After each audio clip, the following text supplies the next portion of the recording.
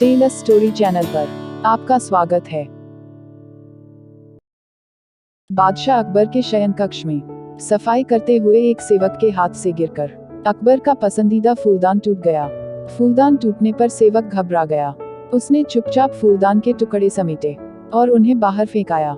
अकबर जब शयन कक्ष में आए तो उन्हें अपना मनपसंद फूलदान अपनी जगह पर नहीं दिखा। उन्होंने सेवक को बुलाकर उसके बारे में पूछा तो डर के मारे सेवक ने झूठ कह दिया। जहां पनाह मैं वह फूलदान साफ करने घर ले गया था, इस वक्त वो वहीं है। अकबर ने सेवक को तुरंत वह फूलदान घर जाकर लाने का आदेश दे दिया। यह आदेश पाकर सेवक के पसीने छूटने लगे। बात छुपाने का कोई औचित्य ना देख उसने अकबर को सब कुछ सच सच बता दिया और हाथ जोड़कर माफी मांगने लगा।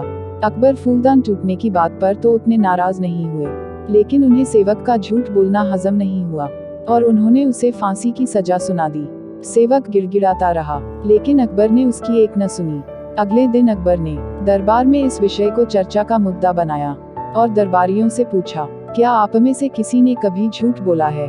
सारे दरबारियों ने एक स्वर में इनकार कर दिया। जब अकबर ने बीरबल से पूछा तो बीरबल बोला, जहां पनाह हर इंसान कभी ना कभी झूठ बोलता है। मैंने भी बोला है। मुझे लगता है कि जिस झूठ से किसी को नुकसान न पहुंचे उसे बोलने में कोई बुराई नहीं है। बीरबल की बात सुनकर अकबर गुस्सा हो गए। उन्होंने उसे फांसी की सजा तो नहीं सुनाई, किंतु उसे अपने दरबार से निकाल दिया। बीरबल तुरंत दरबार छोड़कर चला गया। उसे अपनी चिंता नहीं थी, किंतु बिना बात के सेवक का फांसी पर चढ़ जाना उसे सही नहीं लग रहा था।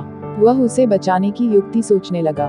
कुछ सोच विचार करने के उपरांत उसने घर की जगह सुनार की दुकान की राह पकड़ ली। सुनार को उसने सोने से धान की बाली बनाने कहा। अगली सुबह सुनार ने बीरबल को सोने की बनी धान की बाली बनाकर दे दी, जिसे लेकर बीरबल अकबर के दरबार पहुंचा। दरबार से निकाले जाने के बाद भी वहां आने की बीरबल की हिमाकत देखकर अकबर नाराज हुए, लेकिन बीरबल ने उन्हें अपनी बात सुनने के लिए किसी तरह राजी कर लिया।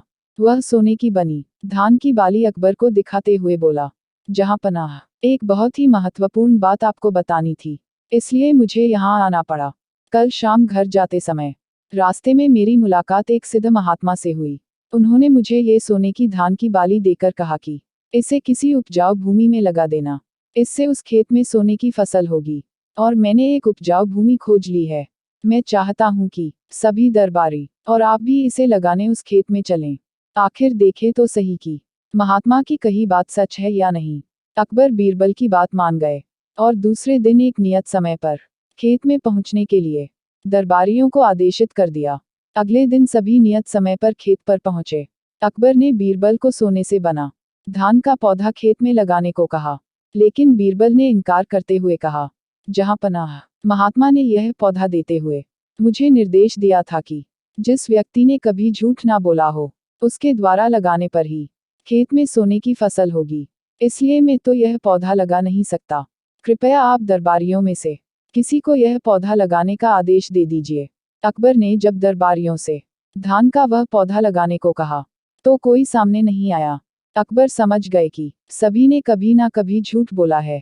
तब बीरबल ने वह पौधा अकबर के हाथ में दे दिया और बोला, जहां पनाह यहाँ तो कोई भी सच्चा नहीं है, इसलिए ये पौधा आप ही लगाएं। लेकिन अकबर भी वह पौधा लेने में हिचकने लगे और बोले, बचपन में हमने भी झूठ बोला है, कब ये याद नहीं, पर बोला है, इसलिए हम भी यह पौधा नहीं लगा सकते। यह सुनने के बाद बीरबल मुस्कुराते हुए बोला, जहां पनाह यह मुझे किसी सिद्ध बाबा ने नहीं दिया है। इस पौधे को मैंने सुनार से बनवाया है। मेरा उद्देश्य मात्र आपको यह समझाना था कि दुनिया में लोग कभी न कभी झूठ बोलते ही हैं। जिस झूठ से किसी का बुरा ना हो वह झूठ नहीं है। अकबर बीरबल की बात समझ गए थे। उन्होंने उसे वापस दरबार में स्थान दे दिया और सेवक की फांसी की सजा माफ कर दी। इस तरह बीरबल ने सेवक की जान बचा ली। कहानी कैसी लगी कमेंट करके जरूर बताएं, और कहानी अच्छी लगी हो तो चैनल को लाइक, शेयर और सब्सक्राइब जरूर करें। मिलते हैं अगले एपिसोड में एक नई कहानी के साथ। तब तक के लिए धन्यवाद।